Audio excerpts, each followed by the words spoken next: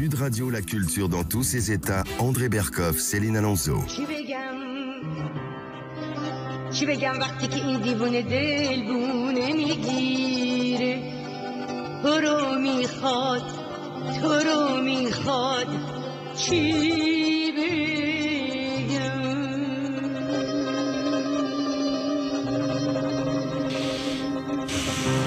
Mardier, la grande diva iranienne André Berkoff. Et bien aujourd'hui sur Sud Radio, c'est une plongée dans l'Iran des années 50 et la France aussi de la belle époque que nous allons faire avec la journaliste et écrivain Abnous Shalmani qui publie son 4e livre, André, un roman vraiment puissant.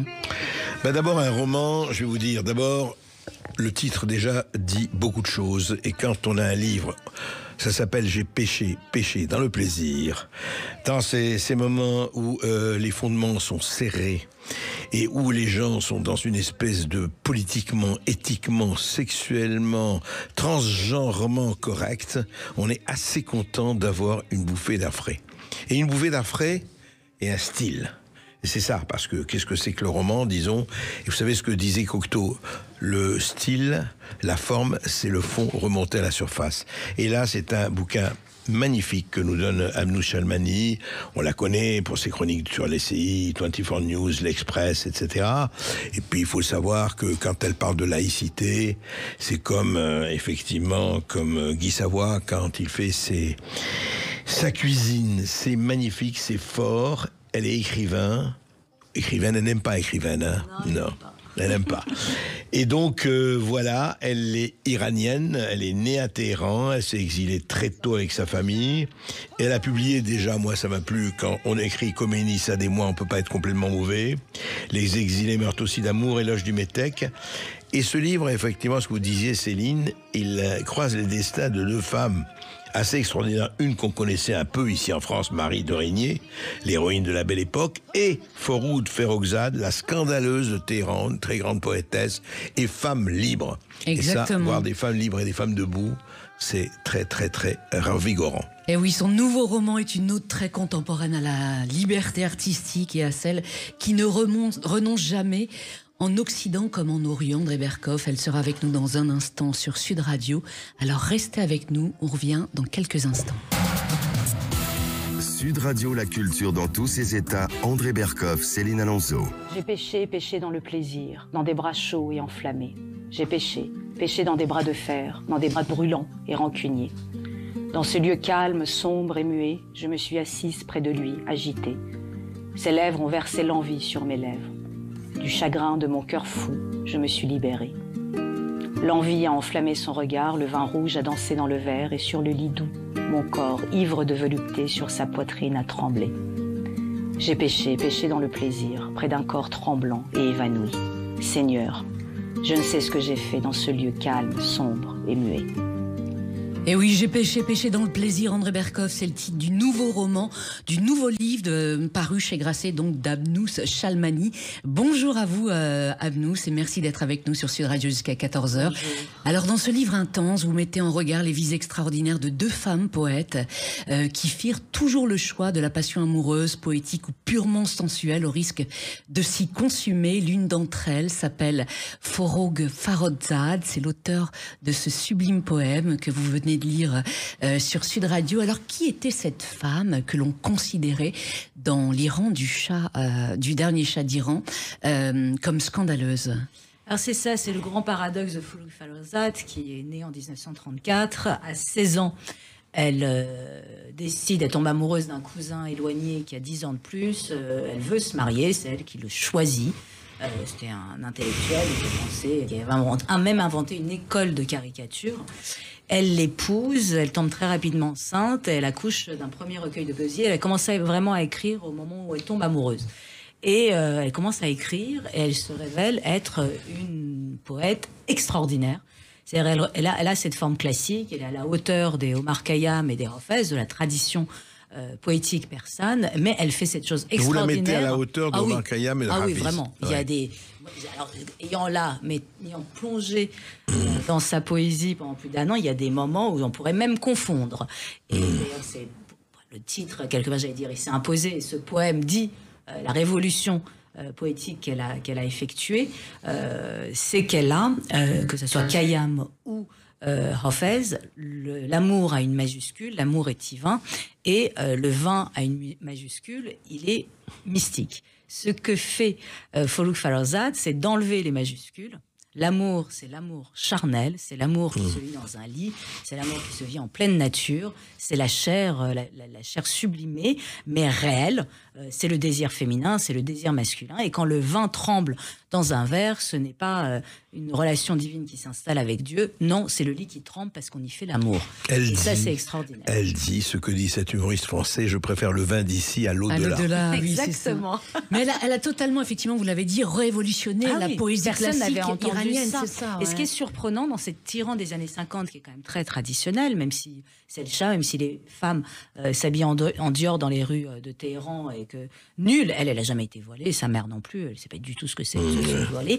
Ce qui est étonnant, c'est qu'elle a, alors tout de suite, elle a été reçue par les intellectuels, dans le sens où elle a été publiée très rapidement. Elle est morte en 1967, donc à moins de 32 ans. Elle avait déjà une anthologie de sa poésie qui a été publiée, donc elle s'est imposée. C'est-à-dire que même de son vivant, dans une société traditionnelle, aussi traditionnelle que pouvait l'être l'Iran et qu'il est aujourd'hui jusqu'à la folie furieuse, on respecte la poésie. Par contre, elle, en tant que femme, puisqu'après, elle a divorcé à peine 20 ans, elle a pris amant, elle est montée sur scène, elle a fait la révolution comme ça avec son cul. Si je suis une pute, autant le montrer. Donc je monte sur scène, je joue. Elle s'est passionnée pour le cinéma parce qu'elle avait pris comme amant un grand réalisateur iranien, Golestani. Et elle a, en tant que femme, en tant qu'être humain, on lui a pas pardonné parce que voilà, c'était une pute, elle était très isolée. Même les intellectuels, quelque part, se bouchaient le nez. Donc c'est vraiment ce paradoxe.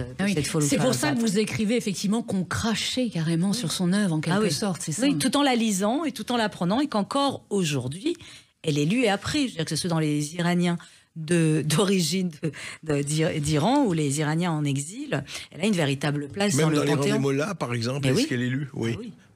Mais voilà ce qu'ils ont fait, et ça c'est le grand travestissement, ce qu'ont fait les mollahs, ce qu'ont fait les islamistes, c'est qu'ils ont gardé Forough et ils ont rajouté un A majuscule à amour et un V majuscule à vin. Donc ils l'ont réislamisé. Donc ils ont quelque part tué le côté révolutionnaire de la poésie en rajoutant des majuscules là où elle les avait enlevées.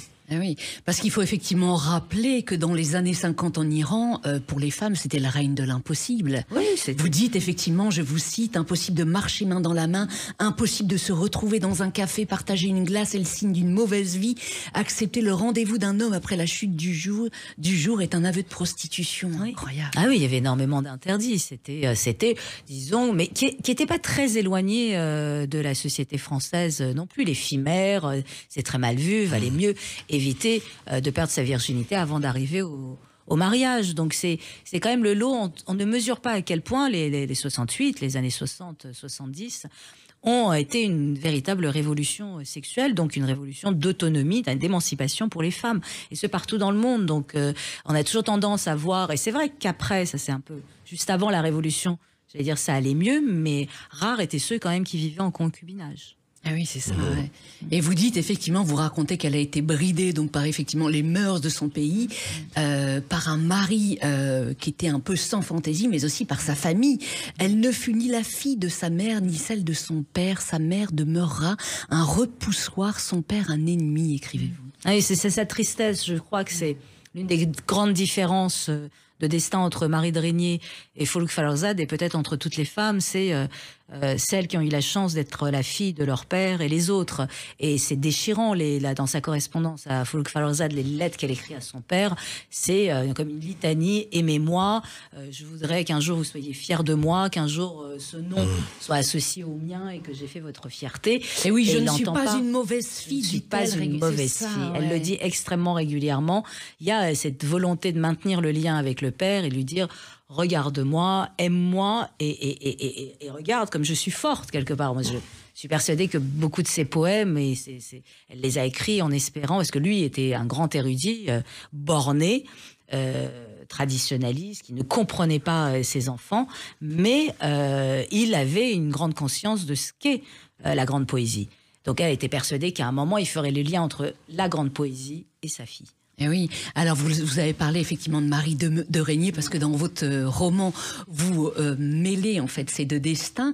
Rappelez-nous qui était cette femme, cette héroïne en quelque sorte. C'était une muse de la Belle Époque, c'est ça? Oui, plus qu'une muse, c'était une femme d'influence de la Belle Époque. Marie de Régnier, c'est mon héroïne à moi depuis l'âge de 13 ans. Je dis souvent que c'est à travers Marie de Régnier, Pierre-Louis, Henri de Régnier, toute cette belle époque, j'ai découvert à travers les yeux noirs de Dominique Bonnat, et depuis je ne les ai pas quittés, que je me suis approprié la France. C'est une période extraordinaire qui dit beaucoup d'aujourd'hui. C'est pas mal, hein, qui dit beaucoup. Mais Marie de Régnier était la fille de grands poètes académiciens parnassiens, José María de Heredia, qui l'adorait. Elle a commencé à publier ses poèmes à partir de 13 ans. Elle était douée, mais sans plus. C'était pas. Elle est tombée très amoureuse de Pierre-Louis quand elle avait 20 ans. Alors c'était vraiment, elle fréquentait Proust, Bloom était son meilleur copain à l'époque, Valérie, toute cette bande-là. Et elle tombe folle amoureuse de Pierre-Louis, mais Pierre-Louis n'a pas le sou. Et c'est Henri de Régnier, qui est quelqu'un d'assez rigide, pour rester poli, qui est fou amoureux. Les deux sont fous amoureux. Et son père étant endetté, parce qu'il avait le vice du jeu, José María, et à l'époque, on ne travaillait pas, ça salissait les mains. Quand on faisait de la poésie, eh bien, elle décide de l'épouser. Il lui dit rien du tout, la mère l'impose, le père baisse la tête, c'est sa fille, pour le sauver. Elle a le sens, c'est pas tant ce qui la dérange, parce que je pense que dès ce moment-là, elle sait qu'elle va plier le réel à hauteur de son désir, donc elle fera ce qu'elle voudra d'Henri de Régnier. Ce qui la brise, c'est que Pierre-Louis ne se soit pas déclaré qu'il ne l'aime pas. Et son père, José María, finit par recevoir une lettre de Pierre-Louis qui dit « Monsieur, j'adorerais votre fille, j'aurais adoré l'épouser si ma bourse m'aurait permise, etc. » Sans le sou, il montre cette lettre à Marie de Régnier qui se morfond de ce mariage sans amour, et là elle se précipite chez Pierre-Louis. Elle se déshabille, elle lui dit « Prenez-moi ». Lui, il est là « Mais non, mais prenez-moi pas pour ce soir, pour toujours ». Elle lui dit « Ah non, j'ai quand même épousé Henri, il a déjà épongé les dettes de papa ». Elle lui dit « Ah non, si vous êtes à moi, c'est pour toujours, pas pour une nuit ». Là, elle se rhabille, elle est un peu énervée, elle va chez Henri de Régnier, elle lui dit « Écoute, je t'épouse, par contre, tu ne me toucheras jamais ». Et il ne la touchera jamais. Oui, l'histoire. Il se marie, c'est extraordinaire. Et 2 ans plus tard, jour pour jour, à la grande surprise, parce qu'en 2 ans, elle a fait le tour de ce que Henri de Régnier appelait les salons virils, c'est qu'il y avait énormément de salons littéraires qui étaient tenus, que ce soit la princesse de Polignac, par ces femmes, ces grandes lesbiennes extraordinairement érudites, les passionnées. Les filles de Ninon de l'Enclos. Les filles, exactement, c'est les filles de Ninon de l'Enclos. Et elles sont, enfin vraiment, elle est vraiment, c'est une femme sensuelle, Marie de Régnier. Donc, après avoir expérimenté les femmes, elle retrouve Pierre-Louis qui, au bout de 2 ans, se rend compte qu'elle est vierge, qu'elle est restée vierge pour lui. Et là débute ce que je considère être l'une des plus belles histoires d'amour de tous les temps, une histoire en pointillé de 27 mois, où un fils naîtra de cette histoire. Et Marie de Régnier a quand même ce culot. Pierre-Louis devient officiellement le parent. Et elle appelle ce fils, qui est le fils de l'amant, et qui est déclaré par le père, le grand-père et l'amant. Il s'appellera Pierre-Marie-Henri de Régnier. Bien marqué, surnommé Tigre. Donc elle est plus, voilà, elle restera une femme d'influence. Elle passera très vite au roman, elle continuera à publier des vers. Surtout, ce sera une femme d'influence. Ce sera la première femme à avoir eu le prix de l'Académie française en 1918, mais surtout, c'est elle qui a eu beaucoup d'amants, beaucoup de liberté. C'est elle qui a fait la pluie et le beau temps à l'Académie française et ailleurs, a distribué les prix. Et elle avait un goût très sûr en littérature. Et oui, et surtout rappelons que Pierre-Louis c'était l'un des plus grands écrivains érotiques. Le plus grand écrivain. Jean d'Ormesson serait d'accord avec moi, il y était déjà de son vivant, c'est que Pierre-Louis est le plus grand, le plus prolifique, parce qu'il a fait de la poésie érotique une langue, enfin c'est sublime. C'est très beau. Et il a fait des poésies et la littérature pornographique qui se vendait déjà à l'époque sous le manteau, qui serait aujourd'hui, moi je trouve pas illisible parce qu'il y a une ironie, une distance, fantaisie. Et moi je dis souvent que c'est avec Pierre-Louis que j'ai brûlé définitivement mon foulard, parce qu'il a fait cette chose extraordinaire. Il a introduit le rire, il a introduit le rire dans ce qui était le grand tabou dans mon enfance, qui était le sexe. Et d'un coup, rire d'un pénis, c'était juste extraordinairement libérateur. Et oui. Et Faroukzad, effectivement, elle riait aussi de cette facette érotique, et vous dit effectivement finalement qui la déniaise, qui la déculpabilise en quelque sorte, c'est ça, ouais. Complètement, parce que c'est que j'ai découvert ça dans la vie réelle, une interview de Foulouk Farrokhzad pendant le confinement, comme quoi ça a été très utile pour découvrir des choses qu'on ne connaissait pas, ce confinement terrifiant. J'ai découvert dans une interview de 1956 que pour elle, le recueil de poésie qui ne la lassait jamais, c'était les chansons de Bilitis de Pierre-Louis. Alors déjà, je m'énerve parce que Pierre-Louis est un moi, d'où une Iranienne, aussi grande soit-elle, des années 50, s'intéresse à moi. Depuis que j'ai 13 ans. Donc moi, c'était... Et là, je le prends, je suis très possessive, et là, je suis très... Non, mais d'où elle touche à mon Pierre-Louis. Et là, je commence à m'y intéresser, j'interroge mes parents, et effectivement, elle connaissait, alors mes parents le savaient, alors ça n'était jamais venu à l'idée de me le dire, je n'avais pas l'air de m'intéresser à Foulouk Farrokhzad. Et là, avec une évidence l'idée de ce roman. Dans ma tête, il fallait que Marie Dreynier et Foulouk Farrokhzad se rencontrent. C'est parti de cette idée-là. Et là, il me fallait un personnage, il me fallait une fiction, parce que c'est ce que la littérature fait, et ça c'est merveilleux, l'imagination, permet, c'est de faire, de pouvoir créer un lien entre la belle époque française et les années 50 iraniennes à travers un personnage que j'ai inventé, qui est Cyrus, qui deviendra l'amant de Foulouk Farrokhzad et son passeur de liberté, son dealer. Et oui, et c'est lui qui va lui lire effectivement les poèmes et raconter la vie de ces gens extraordinaires.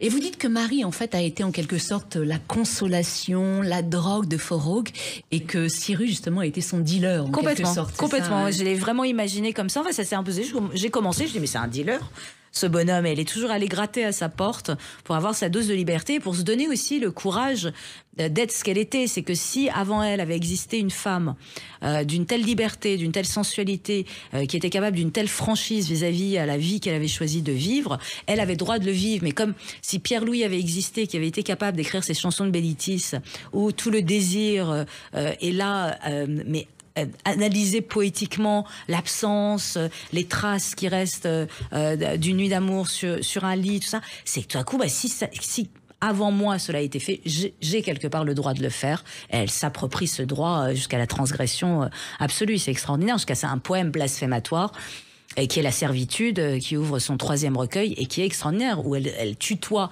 Dieu et lui dit « J'ai passé la nuit avec le diable ». C'est extraordinaire. Puis quelle audace pour l'époque aussi.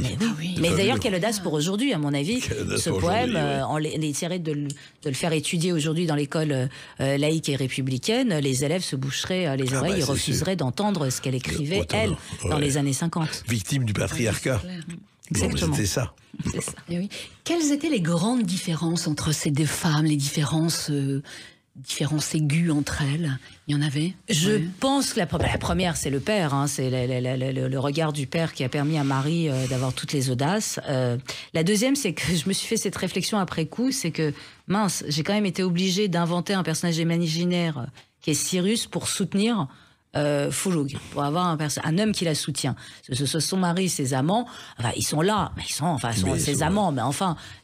quand même pas là, comme pour Marie. Marie, c'est quand même une femme qui, alors, en ayant fait vivre Henri Dreynier, quand même, son mari, un homme qui a écrit Vivre à Villy. Faut y aller, quand même. On se dit, c'est pas été facile, sa vie. Qui l'a soutenue jusqu'au bout. Ses amants, elle s'est jamais fâchée avec un amant. Marie Dreynier, c'est quand même une femme qui, ça, je pense, là, le soutien des hommes est extraordinaire, qui, en France, dans un milieu d'antisémitisme de salon, en pleine affaire Dreyfus, en plein antisémitisme de plus en plus virulent, s'entiche, comme dit son mari, elle qui ne s'intéressait pas du tout à l'affaire, sous-entendu l'affaire Dreyfus, voilà qu'elle s'entiche d'un juif et qui tombe folle amoureuse d'Henri Bernstein, dramaturge extrêmement connu, et c'est la seule fois où elle hésite à quitter Henri. Pour elle, c'est l'amant absolu, et elle fait signer à son mari et tous ses amants qui sont tous antisémites une pétition pour la libération de représentation, se rend à la première de Bernstein au Théâtre Français au bras de son mari, avec tous ses amants en randonnion derrière elle, et elle mobilise un milieu antisémite pour la défense d'un juif. Moi, une femme qui a un tel soutien des hommes, qui savent qu'elle trompe son mari, qui connaissent sa liberté de penser, d'être, d'exister, eh bien, jamais aucun homme ne lui a craché dessus en France. Ça fait une sacrée différence, quand même. Abnouche Chalmany, J'ai péché dans le plaisir, votre nouveau roman. On continue d'en parler dans un instant sur Sud Radio. Alors restez avec nous, on revient dans quelques secondes. Sud Radio, la culture dans tous ses états. André Berkoff, Céline Alonso. As-tu peur? Te voici seul avec le silence. Aucun souffle, aucun pas, nulle voix et nul bruit. Seul comme une fleur que nul vent ne balance, seul avec ton parfum et ton rêve et la nuit. As-tu peur? Te voici seul avec la ténèbre, seul comme une morte au fond de son tombeau. Tout est pesant et noir, taciturne et funèbre, malgré l'amour si proche et le bonheur si beau. La solitude des femmes, un poème de Marie de Régnier, André Berkoff, lu par Christa Leucke. Abnous Shalmani, cette femme en quelque sorte, c'est un peu une sœur d'âme pour vous? Oh, totalement, c'est un modèle.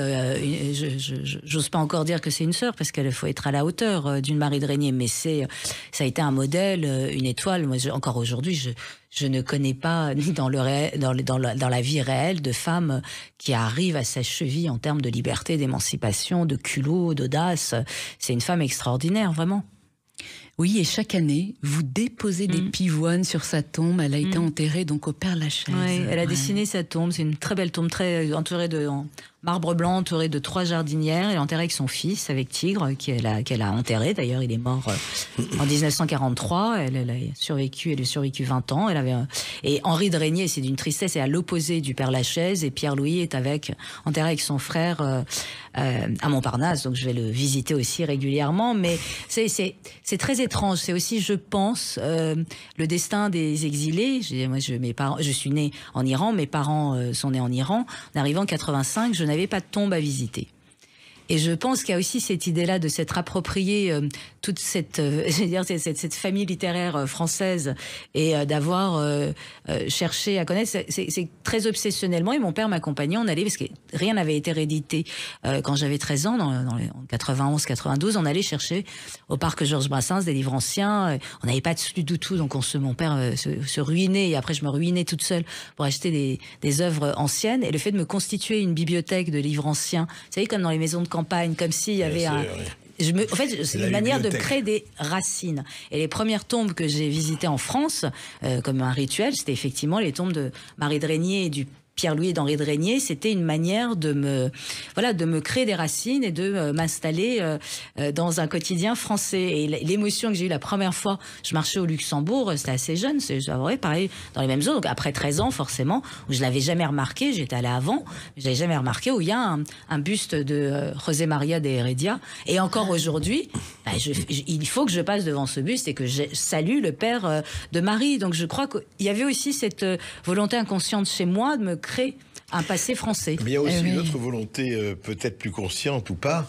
C'est très intéressant parce que, justement, vous êtes arrivé ici à maturité, vous aviez 10 ans. Vous êtes arrivé très tôt. Ouais. Mais je veux dire, quand vous êtes à maturité, vous avez une France quand même qui se referme un tout petit peu et plus que jamais dans le wokisme, dans le côté, il y a des bonnes choses et des mauvaises choses, d'un côté MeToo, dans le côté assignation à résidence, dans le côté ère du soupçon, etc. Et vous, Abnous Shalmani, que ce soit sur le plan de la laïcité, sur le plan de la politique et autres, mais je veux dire, et dans votre roman, vous choisissez, je pense que ce n'est pas par hasard, des champions et des championnes de la liberté, qu'elle soit liberté sexuelle, liberté des idées, liberté de l'esprit critique. C'est pas par hasard que la petite exilée se choisit quand même des gens, alors que nous étions à une époque, il y a encore une quarantaine d'années, dans le côté anarchiste au très bon sens du terme. On est revenu politiquement, esthétiquement, sexuellement tout correct avec un grand K, et vous décidez de parler de qui? De Marie de Régnier, femme libre par excellence, absolument condamnable aujourd'hui, ou presque, je dirais même en France, je parle pas de l'Iran, et avec Pierre-Louis, dont j'ai mis, moi, que j'ai chanté sur « Dites ou ne dites pas ». Ce qui est merveilleux, et ça, c'est fabuleux, son pibrec aussi est fabuleux, mais mais c'est que mais je pense que c'est partir quitter l'Iran des mollahs, de la révolution islamique, où on m'avait collé un voile à partir de 6 ans, alors que j'avais été une enfant élevée très librement dans une famille délicieusement libre, avec un père féministe, et un vrai féministe du coup avant l'heure et pour toujours, qui est quand même objectivement le premier homme et l'homme de ma vie, parce qu'il m'a élevé sans prendre en compte dans une espèce d'idée de liberté, et que c'est pas pour rien que ces femmes, je les ai aimées. c'est que c'est la France, pour moi, c'était aussi ce qui était le contraire des mollahs. La France libre. Bah oui, la France était forcément libre. Elle ne pouvait être que libre. Et je me suis jamais posé la question, parce que effectivement, nous on est arrivés en 85. Donc je pense que j'ai été peut-être la dernière génération à bénéficier de cette France laïque républicaine et nous sommes arrivés rue de la Roquette. Et on habitait dans une grande résidence entre le théâtre de la Bastille et la synagogue. Et c'était... Alors, avant la construction de l'Opéra, c'était un quartier extrêmement populaire, ce 11e là, où on allait au baptême des amis portugais, où on allait faire Shabbat chez des amis juifs, où on avait les cafés, dont en l'occurrence un en face du théâtre de la Bastille qui était tenu par une famille kabyle. J'étais à l'école avec l'aîné, mon petit frère qui avait 5 ans de moins, était à l'école avec le cadet. Donc tout ça s'imbriquait, tout ça picolait ensemble, tout ça saucissonnait ensemble. C'était des Shabbats saucissons.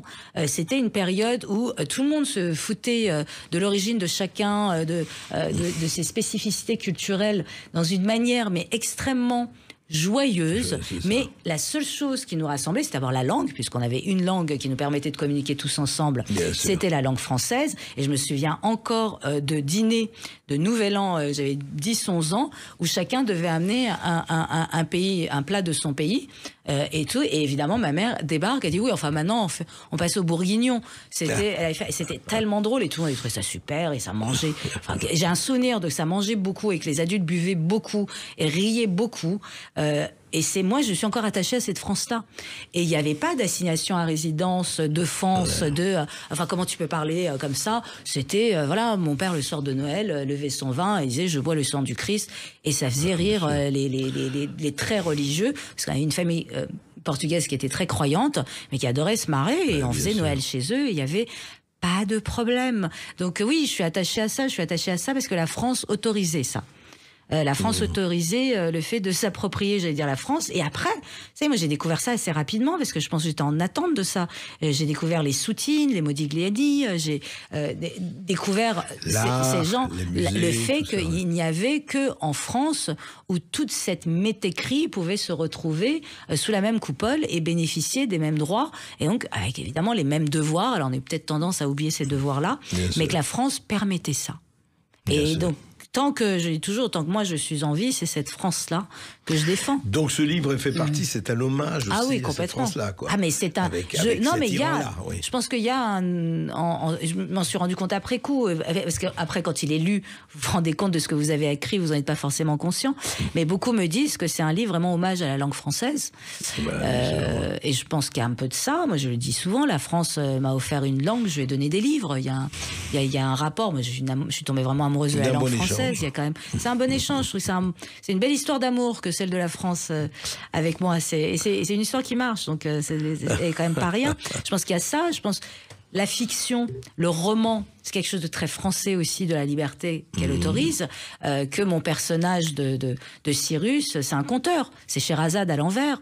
Il raconte cette histoire à Fouloug et au fur et à mesure, il ralentit, il ménage le suspense, il apprend à raconter. Pourquoi? Pour la retenir, pour qu'elle revienne. C'est sûr. Qu'il puisse refaire l'amour et qu'il puisse la garder complètement. Mais c'est un Scheherazade masculin. Sa vie aurait été autre, j'imagine, à Fourouk, si elle avait eu un Cyrus en chemin dans sa propre vie. Oui, j'en suis persuadée. Je pense que l'amour fait beaucoup.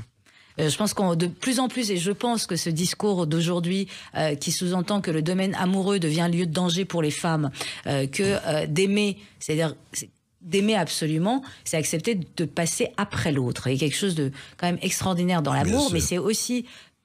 Aimer, c'est aussi toucher des sentiments extrêmement contradictoires qui vont au plus haut, au plus bas, même un chagrin d'amour. C'est quelque chose que je conseille à tous de vivre, parce que ce déchirement, il est unique. C'est quelque chose qui vous permet aussi de vous connaître profondément. Et qu'aujourd'hui, ce discours qui veut présenter le domaine amoureux pour les femmes comme un domaine exclusivement masculin, où seuls les hommes gagnent au final, je trouve que c'est quand même assécher émotionnellement les femmes. Et là, je ne peux pas m'empêcher de penser à George Sand, qui disait à Musset, qui geignait parce qu'elle l'avait quitté et qu'elle était là plus jamais, l'amour pour moi.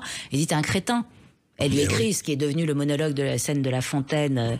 Une chose qui vaut la peine d'être vécue, c'est l'amour de deux êtres si imparfaits et si abjects. Mais elle lui a écrit une autre lettre que j'aime beaucoup. Elle lui dit oui, l'amour est un chemin escarpé dans la montagne, mais c'est le seul moyen de quitter la médiocrité. C'est vrai, c'est d'aller atteindre sur ça. Terre, je vous rappellerai la phrase de Céline dans les 10 premières lignes de Voyage au bout de la nuit. L'amour, c'est l'infini à la portée des caniches.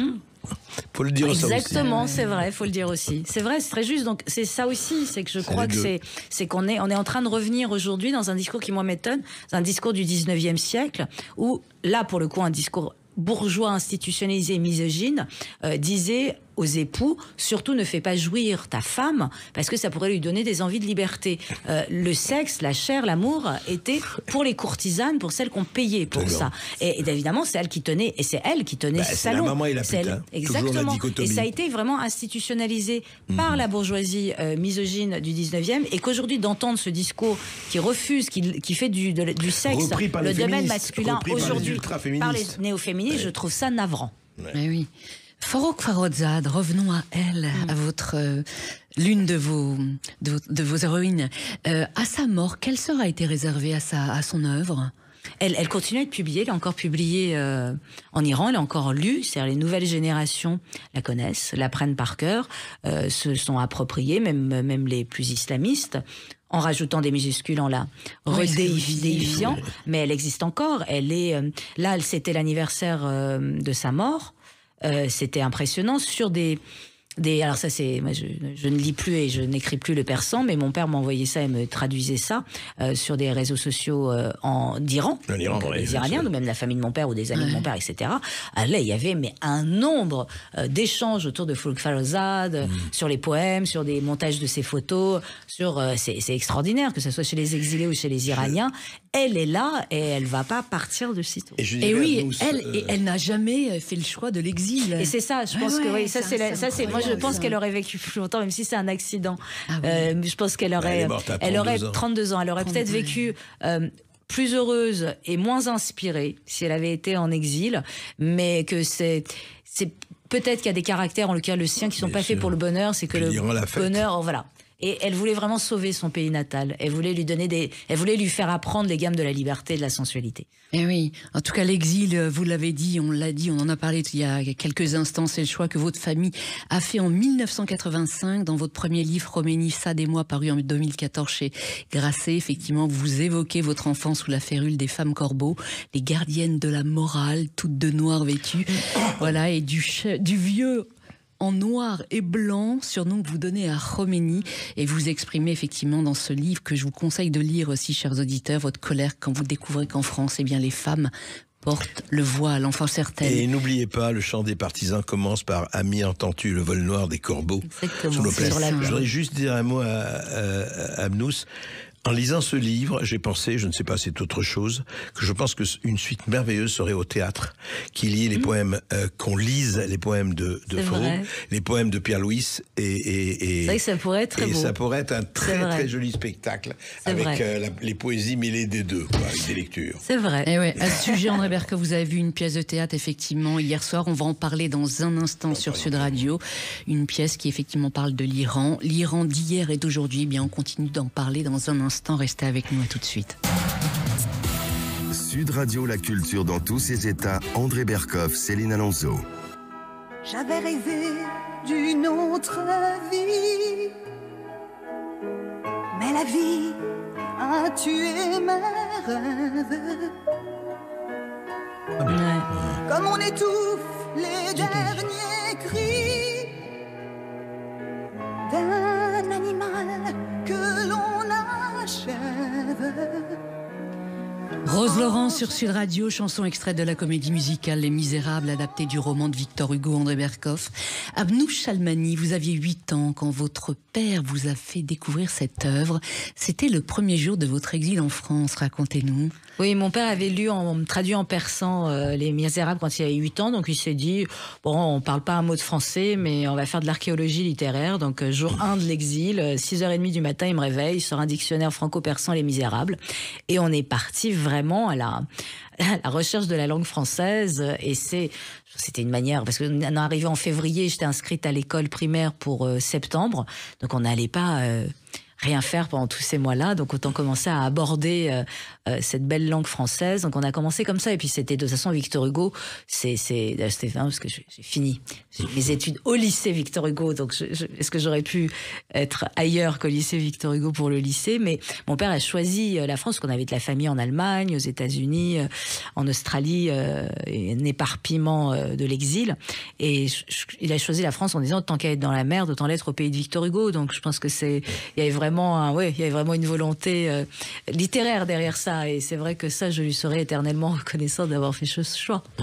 Et oui, parce que vous le dites, dès que vous êtes arrivé en France, votre ambition, c'était d'être une écrivaine française. D'être un écrivain français. C'est pour ça que quand on a commencé à me coller écrivaine, je dis non, à 8 ans, je ne parlais pas un mot de français, mais je voulais être un écrivain français. C'était un truc, oui, vraiment. Et puis écrivain, évidemment que c'est la fonction avant le sexe, et puis le fait de dire écrivaine, j'ai l'impression que ça sous-entend que il y a une littérature féminine, une littérature masculine, et que un homme peut pas se mettre. Moi là, je me suis mise à la place d'un homme dans ce roman, qui est en plus un homme iranien, que moi je suis quand même profondément française, de plus en plus profondément française, et c'est fabuleux, parce que beaucoup de lecteurs me disent alors vous l'avez rencontré, il a vraiment existé, Cyrus, et ça veut dire que ça a marché. Je veux dire, donc moi je peux me mettre dans la place d'un homme et que ça soit crédible. Bah oui, beaucoup de gens. Donc je trouve que c'est crédible. Donc voilà, c'est ça que la littérature permet, c'est d'autres vies que les nôtres, et que c'est extraordinaire, et que moi je ne veux pas que on en soit réduit à n'écrire que ce que nous sommes de naissance. Ça c'est le contraire de la littérature. Donc non, écrivain, ça sous-entend que hommes comme femmes, nous racontons des histoires. C'est ça qui est mis en avant. C'est le fait que nous sommes des raconteurs d'histoires, et c'est ça qui compte. Et oui. Vous dites que la littérature vous a vraiment sauvé de vos peurs d'enfant. Je pense j'écris pas du tout pour me sauver, j'écris vraiment pour raconter des histoires, parce que je trouve que c'est un pouvoir extraordinaire de captiver les gens, et j'aime qu'on me raconte des histoires, j'aime raconter des histoires, mais la littérature m'a consolée, m'a grandi, m'a fait m'aimer à mes propres yeux. Consolée de quoi? Consolée de beaucoup de choses. Consolée de peur. Moi, j'ai vécu la guerre, enfant, les bombardements sur Téhéran pendant la guerre des villes, pendant la guerre Iran-Irak. Ça s'est plutôt très bien passé, parce que là-dessus, j'ai vraiment de la chance d'avoir des parents qui savaient pas quoi faire, mais enfin, qui l'ont bien fait, qui nous ont extrêmement protégés. Mais ça, c'est quand même les bruits, de lire des histoires qui se passent pendant la guerre, et de voir en fait tout le monde l'a vécu, ça a été vécu avant moi, ça sera vécu après, ça a été vécu comme ça, moi je l'ai vécu, enfin de toucher à la diversité humaine, des douleurs humaines, des possibilités humaines, moi je vous dis ça sauve un homme ou une femme, ça sauve n'importe qui. Il y a ça dans la littérature, c'est quand même d'ouvrir sur une fenêtre sur le monde des possibles. Se consoler de ses peurs, c'est de se rendre compte qu'on n'est pas coincé dedans. C'est qu'on peut guérir, et qu'on peut même aller au-delà. Je trouve que la littérature fait ça pour nous, vraiment. Elle nous console d'une vie médiocre. Elle nous offre la possibilité de plus grand, de plus beau. Et ce qui est formidable, c'est que justement, vous avez non seulement la littérature ouvre, vous savez qu'on dit que lisez tel livre, il vous ouvrira. C'est ça la chose la plus importante. Ça. Et puis vous êtes allé effectivement, mais d'emblée, et vous l'expliquez d'ailleurs dans ce livre, elle est très vers la liberté. Et je voudrais, Abnous, que vous nous lisiez un passage de ce très très très beau discours que vous avez donné lors de l'attribution de la remise du prix de la laïcité 2023. Vous étiez la présidente du jury, et j'aimerais que vous lisiez un passage de ce que vous avez dit. Aujourd'hui, nous voilà réduits à défendre la liberté, la laïcité, à nous défendre de n'être ni racistes, ni colonialistes, ni islamophobes. Nous voilà sur la défensive. Par lâcheté, par peur, par paresse, par culpabilité mal placée, l'Occident, l'Europe, la France se sont laissés dériver vers une tolérance qui laisse s'épanouir l'intolérance. Il est un cas où la tolérance peut devenir funeste à une nation. C'est lorsqu'elle tolère une religion intolérante, écrivait Helvétius à propos du catholicisme. Ce pourrait s'appliquer à toutes les religions, et aujourd'hui, ici, maintenant, surtout à l'islamisme. Le sang a coulé en France, au nom de l'islamisme qui est un totalitarisme. L'islamisme réduit les hommes et les femmes à n'être que des agents de haine et de destruction. L'islamisme est un antisémitisme, un antiféminisme, une homophobie, un antirépublicanisme, un anti-humanisme, une fabrique de malheur, un incubateur de ressentiments imaginaires, la promesse de ténèbres pour tous. Sublime. La laïcité, sans ce mot, vous ne seriez pas là aujourd'hui à non, mais aucun de nous ne serait là aujourd'hui. C'est la laïcité, et la liberté, et cette liberté inclut le blasphème, inclut tout, mais il faut interroger davantage de réfugiés et d'exilés qui ont choisi volontairement la France. La laïcité, ça sonne, ça claque. Non mais je veux dire, ce qu'on le sait d'ailleurs... moi qui suis né au Liban, Abnous qui est né à Téhéran, et puis beaucoup d'autres dans des circonstances extrêmement différentes, des expériences différentes. C'est quoi effectivement la liberté? On revient toujours à ça. Toujours. La liberté, elle est à la fois ce choix personnel que vous décrivez dans votre roman là, et c'est pour ça que c'est très fort. Et comment peut-on aimer sa liberté et ne pas aimer celle des autres? Et Exactement. comment peut-on aimer sa liberté sans aimer la liberté d'expression? Et l'expression de la liberté qu'on essaye de nous ôter. C'est ça le plus important. C'est pour ça qu'on arrive, que tout se tient de ce point de vue-là. Juste un mot. Oui, un mot sur cette pièce que vous avez vue hier soir, André Berkoff, au Studio Marigny à Paris, qui s'intitule 4211 kilomètres. Oui, qui se donne juste un mot au Studio Marigny de mercredi à dimanche, mercredi à 20h30 et dimanche à 19h, qui raconte l'histoire d'une famille iranienne. Ça va de 1980 à 2022, avec tout ce qui se passe, avec l'arrière-plan, le Shah d'abord, Khomeini ensuite, les islamistes, et puis la manière dont ils sont reçus en France. Tout ça est raconté vraiment au théâtre de manière admirable, je veux dire très très très forte. Et là on rejoint, et je pensais vraiment beaucoup, puisque on avait au roman d'Abnous Chalmani, parce qu'au fond on voit très très bien la chose importante, c'est que vous savez, qu'est-ce que c'est la liberté? On demandait à Sartre, soit vous avez écrit 400 bouquins sur la liberté, mais en une phrase, est-ce que vous pouvez dire ce que c'est que la liberté? Il a dit oui, la liberté c'est ce que vous faites de ce qu'on a fait de vous. Et vous, Abnous Chalmani, voilà, elle a fait ce qu'on a fait d'elle, c'est-à-dire qu'elle a géré ce qu'elle est faire, ce qu'elle avait envie de faire. Personne ne peut dire, vous êtes né en Iran, vous êtes né de parents tel, on peut pas le changer. L'éducation. En revanche, ce que vous faites de vous-même, c'est ça. moi qui choisis, exactement. J'ai péché dans le plaisir. Abnous Chalmani, merci d'être venu sur Merci Sud Radio. Je rappelle que votre roman J'ai péché dans le plaisir, qui célèbre donc la jouissance de la vie sous toutes ses formes, est paru chez Grasset. C'est une pépite littéraire, il faut absolument la lire, chers auditeurs de Sud Radio. Tout de suite, vous retrouvez pour une partie de plaisir Brigitte Lahaie sur Sud Radio. André Berkoff, un dernier mot? Un dernier mot simplement, je dirais, n'oublions jamais ce que disait Antoine Blondin, et tout cela n'est que littérature.